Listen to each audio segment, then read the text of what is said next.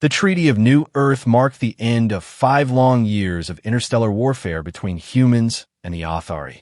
Signed aboard the neutral diplomatic station orbiting Kepler 186f, the agreement brought a fragile peace between two species that had nearly destroyed each other. The Athari, with their elongated blue-gray skin, bioluminescent markings that glowed in patterns of emotion, and hierarchical society built around honor and logic, viewed humans as primitive.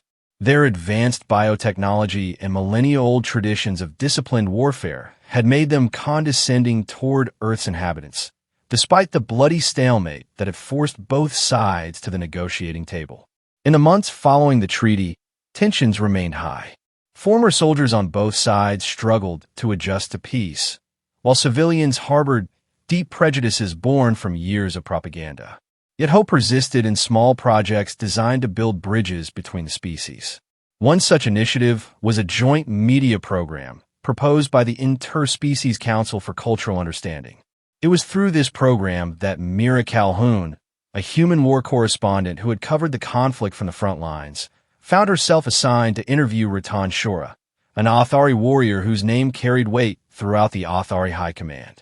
His reputation as a strategist was matched only by the mystery surrounding his final campaign on Proxima b, after which he had retired to recover from injuries that Athari medical technology couldn't completely heal. The assignment seemed straightforward. Document the perspectives of two individuals from opposing sides to foster mutual understanding. Yet Mira carried a deeper motivation. During the peace negotiations, she had overheard Ratan making a cryptic comment to his subordinates. They mock humans for their inferior technology, but they have not seen what I have seen. No one feared humans until... The sentence had gone unfinished, cut short by the arrival of human delegates. Now, as Myra's shuttle approached the Athari Rehabilitation Facility on New Damascus, she wondered what Ratan had witnessed that could make a celebrated Athari commander speak of humans with something approaching reverence, or perhaps terror. The facility sprawled across a mountainside, its crystalline structures harmonizing with the alien landscape. Mira emerged from the shuttle to find Ratan waiting on the landing platform. His tall frame, adorned with the ceremonial markings of a war hero, cast an imposing shadow in the amber light of the planet's twin suns. His bioluminescent patterns flickered with a subdued blue, the Athari sign of cautious formality. MS. Calhoun, he greeted her, his voice carrying the melodic undertones characteristic of Athari speech. The Council has informed me of your mission. I am at your service, within the bounds of diplomatic protocol. Thank you, Commander Shora. I hope our conversations can contribute to lasting peace between our peoples. His patterns momentarily shifted to a complex weave of purple and green, an emotion Mira couldn't decipher. Peace built on understanding is stronger than peace built on ignorance. Please follow me. As they walked through the facility's corridors, Mira noticed how other Athari patients and staff members subtly straightened at Ratan's passing, their patterns flashing in respectful recognition. This was a being accustomed to command, to being feared and obeyed.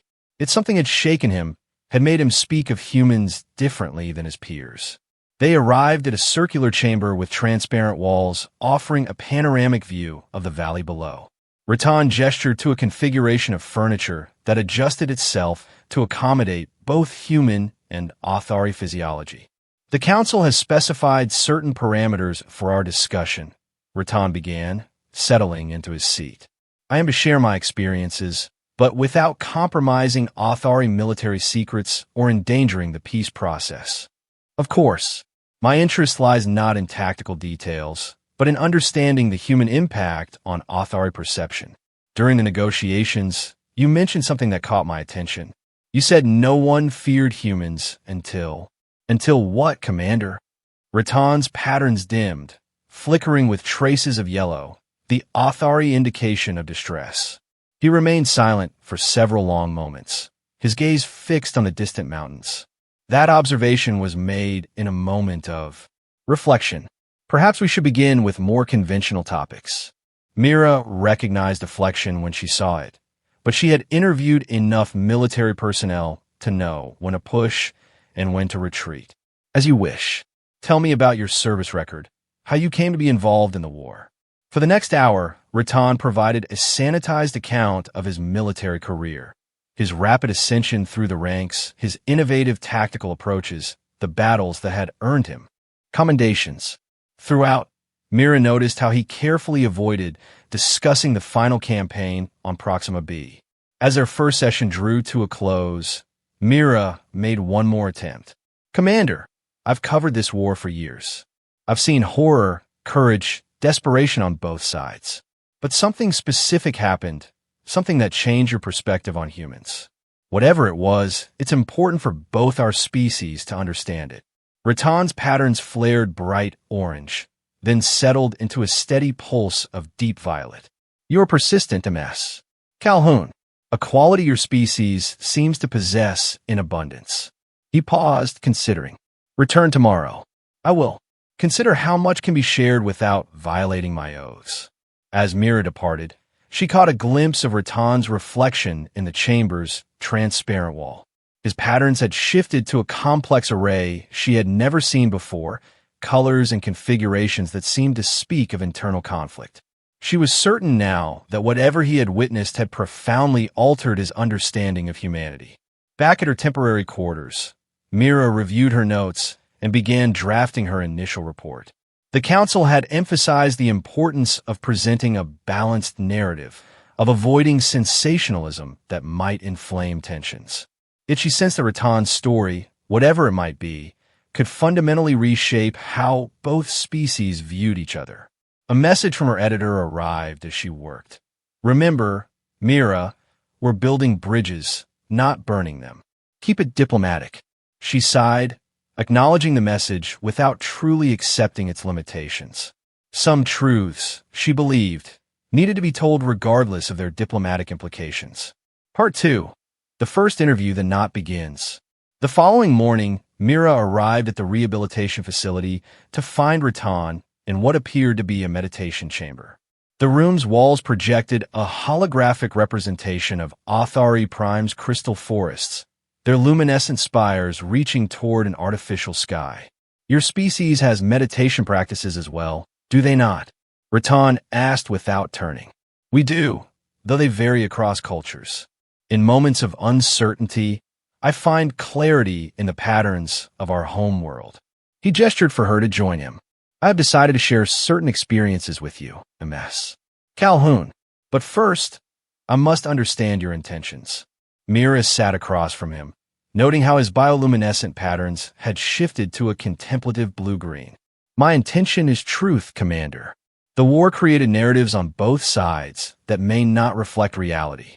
I believe understanding what truly happened, especially events that change perspectives, is crucial for genuine reconciliation. Rattan studied her for a long moment. Truth can be a dangerous commodity.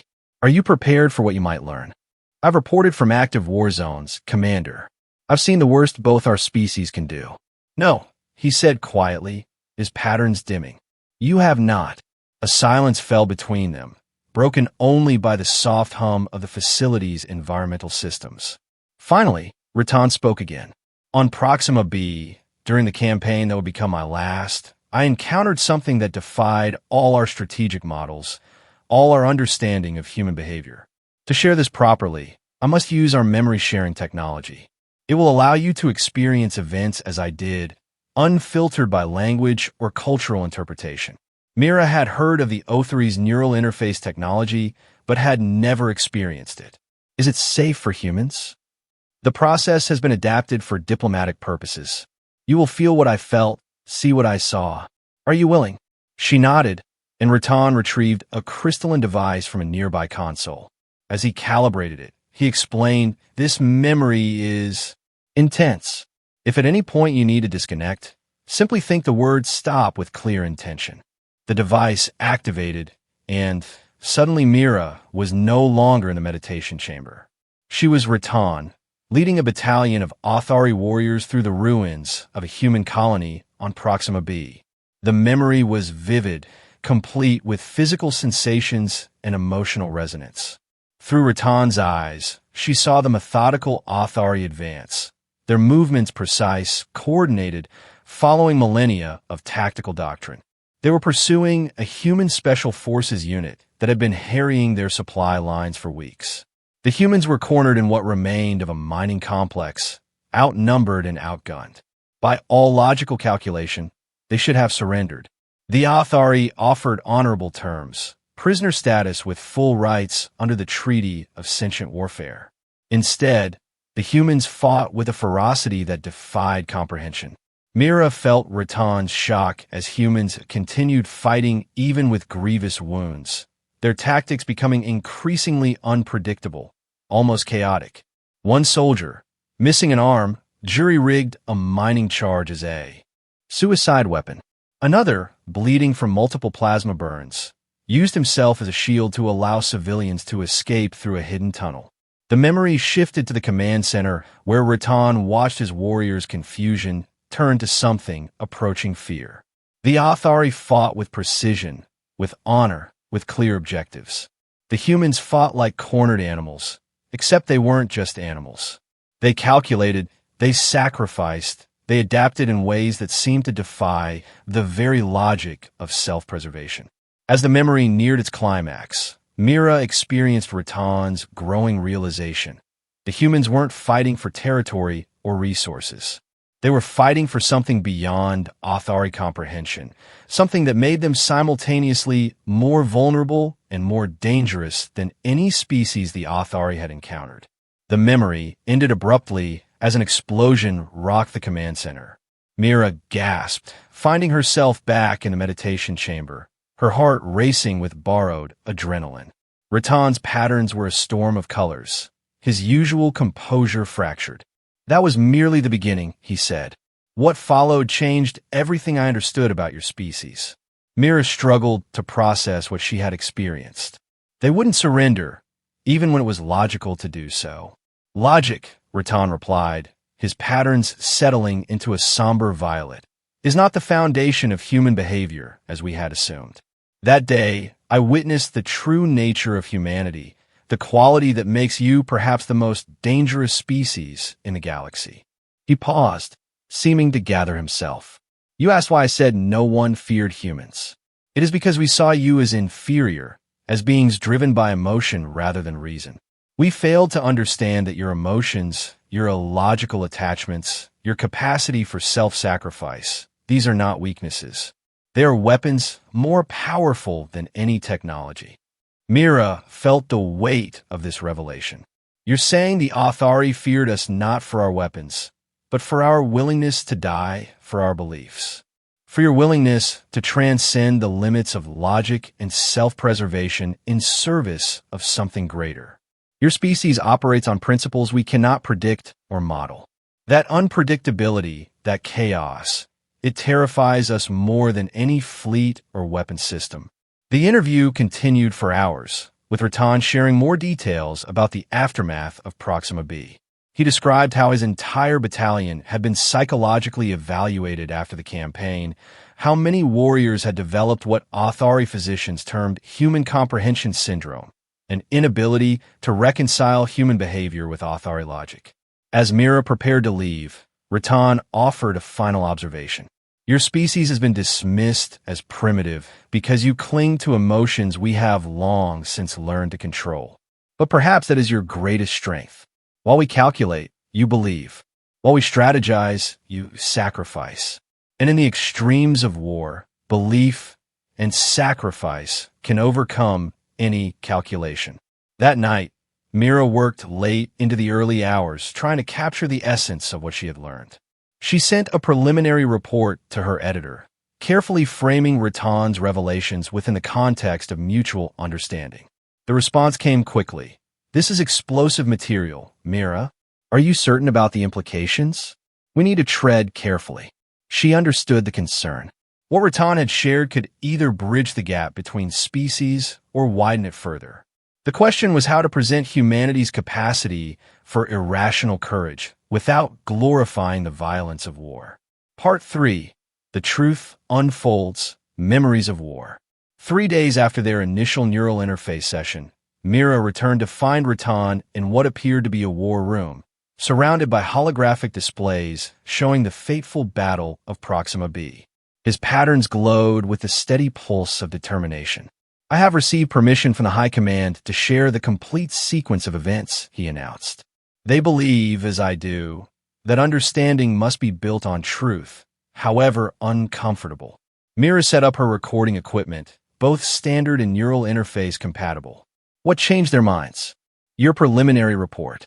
It demonstrated discretion and understanding.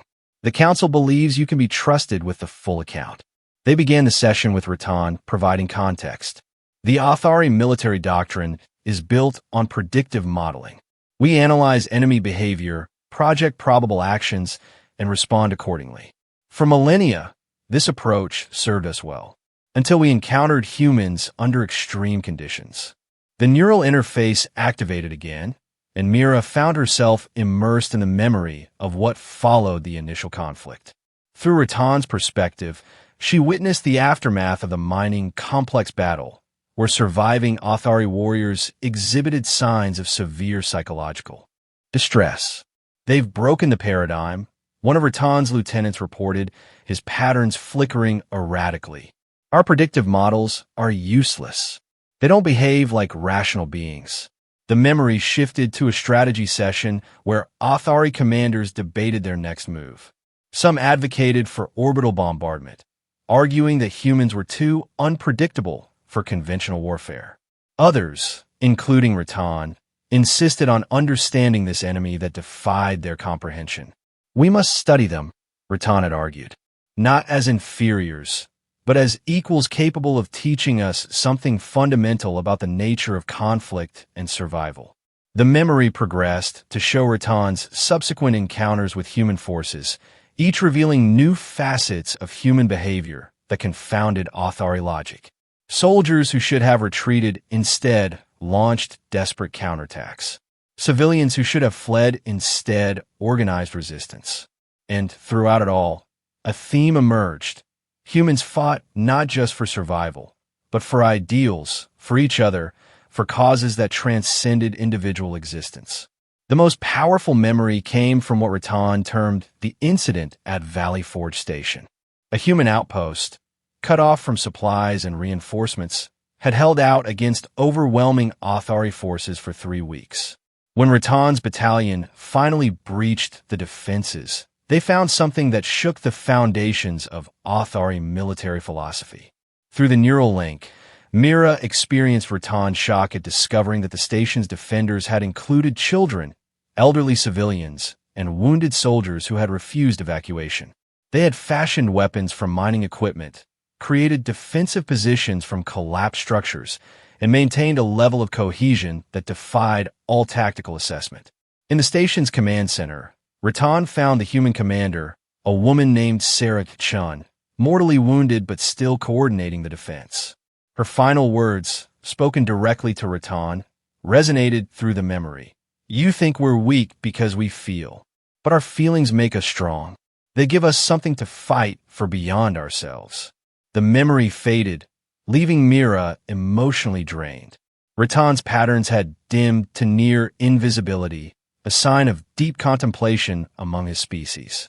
After Valley Forge Station, I submitted a report that was initially classified as psychologically compromised, Rattan explained.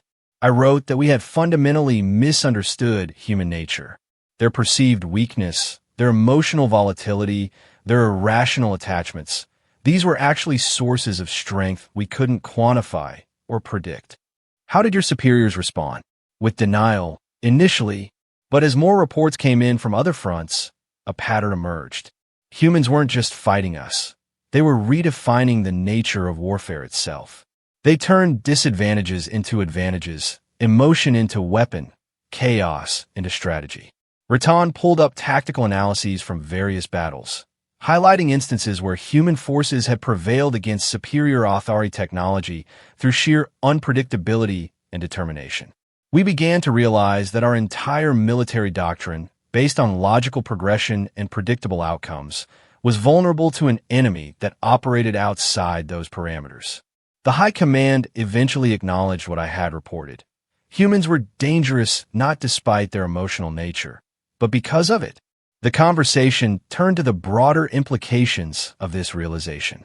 Rattan described how the Athari military had begun developing new doctrines to account for human unpredictability, how they had started studying human psychology and culture with the intensity they had previously reserved for technological advancement. In trying to understand you, we began to question ourselves, Rattan admitted. Were we truly superior for having suppressed our emotions, or had we lost something essential in our evolution toward pure logic? As their session concluded, Mira asked the question that had been forming throughout their discussions. Do you fear humans, Commander? Rattan's patterns shifted through a complex sequence before settling on a deep blue tinged with gold. I respect humans. I respect your capacity to transcend logic in service of higher purposes. But yes, I also fear you. Not your weapons or your ships, but your hearts. For in those hearts lies a power that can reshape reality itself. That evening, Mira compiled her notes and recordings into a comprehensive report. She understood now why Rattan's initial comment had carried such weight. The Athari hadn't feared humans because they hadn't understood them. Now that they did, that understanding bred both respect and apprehension. The question remained, how would both species react to this truth? Would it foster greater understanding or deeper division? As she transmitted her report to the Interspecies Council, Mira wondered if she was helping to write a new chapter in human-Othri relations or documenting the prelude to renewed conflict. Part 4. Conflict erupts, facing reality. The leak occurred just as Mira had submitted her third installment for review. Within hours, fragments of her interviews with Rattan appeared on both human and Athari information networks. The reaction was immediate and explosive. On Earth, nationalist groups seized upon Rattan's description of human unpredictability as validation of human superiority. Even their war heroes fear us became a rallying cry at demonstrations. Others condemned Mira for portraying humanity as savage and irrational, arguing she had undermined diplomatic efforts. Among the Athari, reactions were equally divided. Hardliners within the military denounced Rattan as a traitor, claiming he had revealed classified insights that could compromise Athari security. They demanded his warrior status be revoked and his patterns of honor permanently dimmed, the equivalent of public disgrace. More progressive Athari scholars, however, saw Rattan's revelations as an opportunity for deeper cultural exchange. They proposed joint research initiatives to explore the relationship between emotion and strategic thinking. Mira found herself at the center of a political firestorm. Her editor sent increasingly frantic messages. The council is demanding you retract portions of your report. They're saying you've jeopardized the peace process. Meanwhile, Rattan faced his own tribunal. The Athari High Command summoned him to their ancestral chambers on New Damascus, where warriors had been judged for millennia. Mira, exercising her rights as a registered diplomatic correspondent, attended the proceedings. The chamber was a masterpiece of Athari architecture, its crystalline walls pulsing with the collective patterns of assembled commanders. Rattan stood at the center, his own patterns steady despite the circumstances. Rattan Shora, intoned the chief commander, whose patterns blazed with authority. You stand accused of compromising Athari military intelligence and dishonoring the warrior code by elevating our former enemies. How do you respond? Rattan's response was measured but unflinching. I honor the code by speaking truth. If acknowledging the strengths of our former enemies is treasonous, then our code itself is flawed. Gasps echoed through the chamber, patterns flashing in shock and outrage. Never before had an Athari warrior challenged the fundamental principles of their society so directly. You speak of human irrationality as strength, another commander accused. Have you been compromised by their chaos? I have been enlightened by reality, Rattan countered. We nearly lost the war because we underestimated humans. We achieved peace only when we began to understand them. Is it not the highest honor to learn from conflict and grow stronger? The debate raged for hours, with Mira documenting every exchange. She noticed younger Athari officers showing subtle signs of agreement with Rattan, their patterns occasionally mirroring his in solidarity. During a recess, Rattan approached her. "Your presence here changes nothing regarding my fate, but it ensures the truth will be recorded. I'm also facing consequences," she admitted. "They're pressuring me to minimize or retract parts of our interviews. Will you comply?" "No. The truth serves peace better than comfortable lies." Rattan's patterns pulsed with what she had learned to recognize as respect. "Then we are allies in this cause, whatever the outcome." As the tribunal resumed, Mira received an encrypted message from a group of human veterans who had fought on Proxima B. They confirmed Rattan's account and offered to testify about their experiences. Similar messages arrived from Athari warriors who had witnessed human behavior that defied their training and expectations. The mounting evidence created a new dynamic. What had begun as an investigation into one warrior's alleged transgression was evolving into a broader examination of how both species understood conflict and courage. Back on Earth, the controversy sparked philosophical debates about the nature of humanity itself. Were humans noble because they transcended logic in defense of ideals, or were they dangerous because they could not be reasoned with when driven by emotion? Religious leaders, philosophers, and military strategists all weighed in, creating a global discourse that hadn't been seen since first contact. The Interspecies Council found itself forced to address the issue directly.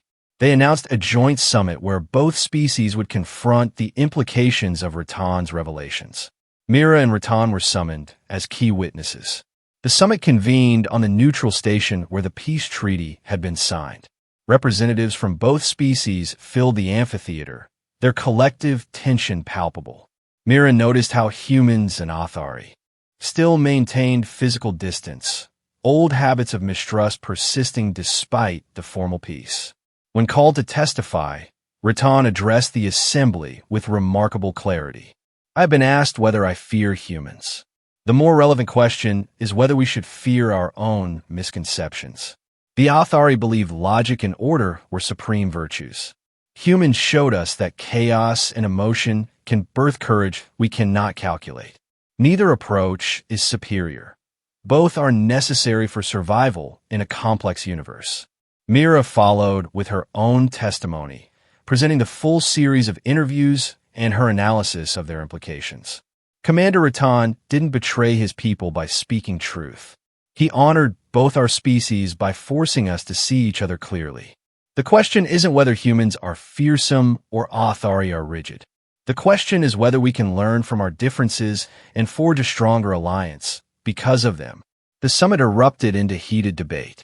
Some delegates demanded Rattan's punishment and Myra's censure. Others called for a new era of honest cultural exchange. Through it all, Mira documented every moment, knowing she was witnessing history in the making. As the first day of deliberations concluded, an unexpected development occurred. A group of young officers from both species, inspired by the discussions, announced the formation of an unofficial alliance dedicated to studying the strengths of both human and Athari approaches to conflict resolution. They called themselves the Bridge Warriors, and their manifesto emphasized learning from former enemies to prevent future wars. That night, as Mira and Rattan shared a meal in the station's neutral zone, they reflected on the day's events. "Whatever happens next," Rattan said, his pattern showing a complex mix of emotions, "we have changed the conversation between our peoples. For better or worse," Mira added. "Truth often creates turbulence before it clears the air. The question is whether our species are mature enough to weather the storm." Part 5. Path to the Future, Resolution and Impact. The final day of the summit arrived with the weight of history pressing upon all present. The night had seen intense negotiations, backroom deals, and surprising alliances forming across species lines. When the assembly reconvened, an unexpected figure took the podium. Admiral Sarah Chun, daughter of the commander who had died at Valley Forge Station. "My mother died believing that understanding between enemies was possible," she began, her voice steady despite the emotion underlying her words. She told Ratan Shora that human emotion was our strength. Today, I say that authority logic is their strength. But wisdom lies in recognizing the value of both. Her words catalyzed a shift in the summit's tone. Rather than focusing on blame or vindication, delegates began exploring practical ways to bridge the cultural divide. The concept of complementary strengths gained traction. The High Council ultimately reached a historic decision.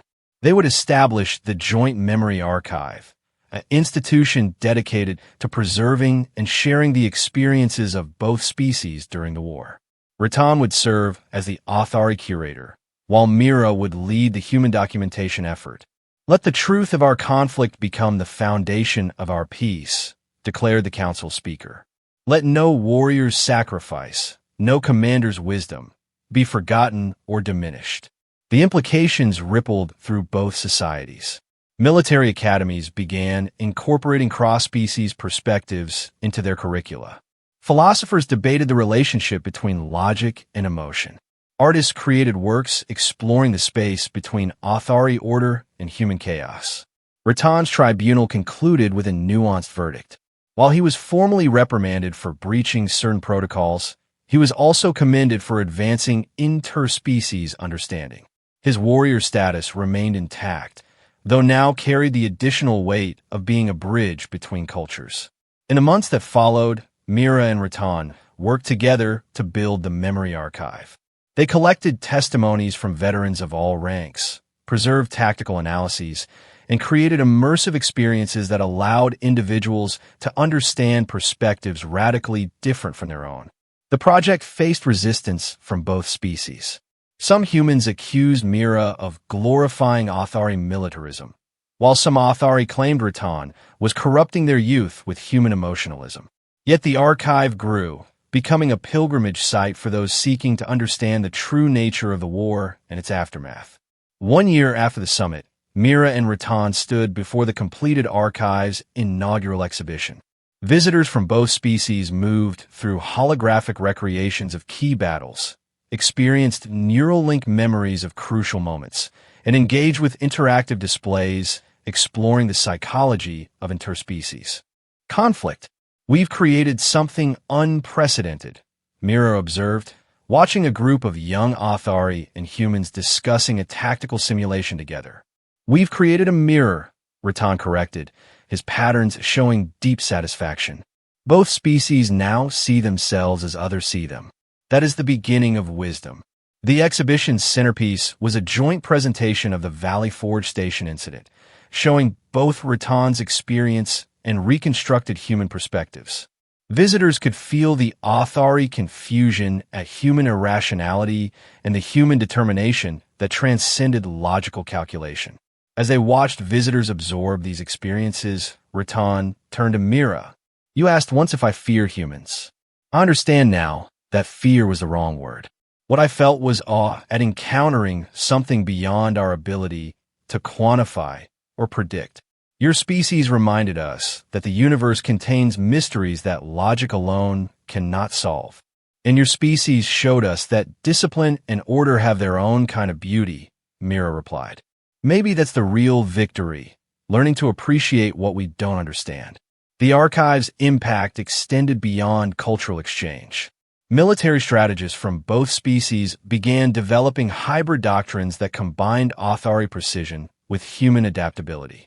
Diplomatic protocols evolved to accommodate both logical frameworks and emotional intelligence. A new generation of leaders emerged, educated in both traditions and comfortable with paradox. 5 years after the war's end, Mira published her definitive account of the transformation sparked by Ratan's revelations. Titled, When Logic Met Chaos, The Evolution of Interspecies Understanding, it became required reading in academies throughout known space. In the book's conclusion, she wrote, The war between humans and authority ended not with the treaty, but with the recognition that our differences were complementary rather than contradictory. Ratan Shora's courage in speaking truth catalyzed this transformation. He showed us that strength comes in many forms. The authority strength of order and logic, the human strength of emotion and unpredictability. Together, These strengths create something greater than either alone. The phrase, "No one feared humans until this alien war hero told his story," became a cultural touchstone, marking the moment when two species began to truly see each other. It represented not just a shift in authority perception of humans, but a fundamental change in how both species understood strength, courage, and the nature of civilization itself. Rattan and Mira continued their work at the archive, training new generations of cultural interpreters and military historians. They never claimed to have all the answers, but they had opened a door to questions that both species needed to ask. In quiet moments, they would sometimes replay that first Neuralink session, remembering the shock of recognition that had started it all. The memory served as a reminder that truth, however uncomfortable, was the only foundation strong enough to support a lasting peace. As the years passed, the initial controversy faded into historical context. New challenges arose, requiring both species to draw upon their combined strengths. The memory archive expanded to include experiences from peaceful cooperation as well as conflict, documenting the ongoing evolution of the Human-O3 alliance. In his later years, Rattan would often tell young cadets, "We feared humans because we did not understand them. When we understood them, we feared them more but differently, not with the fear that divides, but with the respect that unites. For in understanding their chaos, we glimpsed the limitations of our order. And in that glimpse, we found the path to true strength. The synthesis of logic and emotion, precision and adaptability, individual discipline and collective passion. The story of how an alien war hero's testimony changed the relationship between two species became legend, taught in schools and debated in academies. It stood as proof that even the deepest misunderstandings could be bridged by courage, honesty, and the willingness to see strength in what we once perceived as weakness. And thus, the war that had threatened to destroy both species ultimately led to their greatest achievement. The recognition that diversity of thought and approach was not a source of conflict, but the key to survival in a vast and unpredictable universe. The fear that had once divided them became the respect that united them, forging an alliance stronger than any based solely on logic or emotion could ever be. In the end, Rattan's words proved prophetic. If we fear each other correctly, with fear that leads to understanding rather than destruction, perhaps we can share this universe after all. His legacy, and Myra's, was not just the peace they helped secure, but the framework they provided for turning former enemies into essential allies, each contributing their unique strengths to the grand experiment of interstellar civilization. 20 years after that first interview, a young cadet from Earth stood before Rattan, now aged but still sharp-minded, at the annual graduation ceremony of the Joint Academy for Interspecies Strategy. The cadet's question echoed across the decades. "Sir, what would you tell your younger self about humans, knowing what you know now?" Rattan's bioluminescent patterns, though faded with age, flickered with warmth. "I would tell him that the quality he found so disturbing in humans, their capacity to defy logical self-preservation, is the same quality that makes them the most dependable allies in the universe. When a human calls you friend, they mean it with a depth that transcends reason. And that is a bond stronger than any treaty." Mira, standing beside him with silver in her hair, but fire still in her eyes, added, "And I would tell my younger self that the Authari drive for order and logic is not the antithesis of human passion, but its perfect complement. Together, we are more than the sum of our parts." The auditorium filled with applause from both species, their cultural barriers long since transformed into bridges. Young officers trained in what was now called the Shore-Calhoun method of integrated tactics exchanged ideas that their predecessors couldn't have imagined. Human unpredictability, combined with Authari precision, had already saved countless lives in joint peacekeeping operations across the galaxy. As the ceremony concluded, Rattan and Mira walked through the Academy grounds where they had first shaped the future of interspecies relations. Students from dozens of worlds studied here now, drawn by the legend of the alliance forged through understanding. The original memory archive had expanded into a network of cultural exchange centers spanning known space. Do you ever wonder, Mira asked, pausing at the memorial to Valley Forge Station, what would have happened if you hadn't shared your story? Ratan's patterns rippled thoughtfully. I believe truth has a way of emerging, eventually, but perhaps not in time to prevent further tragedy. Sometimes the most courageous acts are those that risk our own standing for the sake of larger understanding. A group of cadets rushed by, their conversation a mix of human colloquialisms and Athari technical terms, perfectly illustrating how the two cultures had begun to blend. Watching them, Mira smiled. We changed more than just military doctrine, didn't we? We changed the definition of strength itself, Ratan replied. Both our species now understand that true power lies not in eliminating what we don't understand, but in embracing it. The young ones take this for granted now, and that is our greatest victory.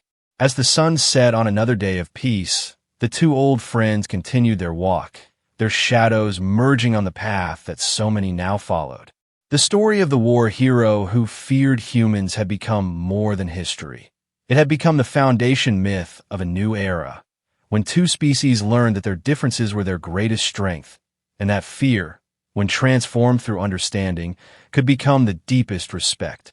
And in the vast archives that bore their names, countless stories waited to be discovered by future generations, stories of how enemies became allies, how chaos and order found harmony, and how one warrior's courage to speak truth changed the course of civilization itself. The phrase that had once sent ripples through diplomatic circles now stood engraved at the entrance of every Joint Forces facility. No one feared humans until this alien war hero told his story. And in that telling, fear became understanding, understanding became respect, and respect became the unshakable alliance that guards our shared tomorrow. The universe was vast, holding countless mysteries and challenges yet to be discovered. But as long as humans and Athari stood together, combining logic with passion, order with chaos, they faced that unknown with confidence. For they had learned the most important lesson of all. What we fear most in others may be exactly what we need to become our best selves. The legacy of Ratan Shora and Mira Calhoun endured, not just in the archives or the academies that bore their names, but in every interaction between species who had learned to see strength where once they saw only difference. Their story, which began with a simple interview and a warrior's confession, had grown into the bedrock of a new civilization, one that honored both the precision of Athari thought and the passionate unpredictability of the human heart. And thus, what began with fear ended with the most profound understanding any species could achieve, that the universe is richer for our differences, and that true civilization begins when we stop trying to make others like us and start appreciating them for exactly who they are.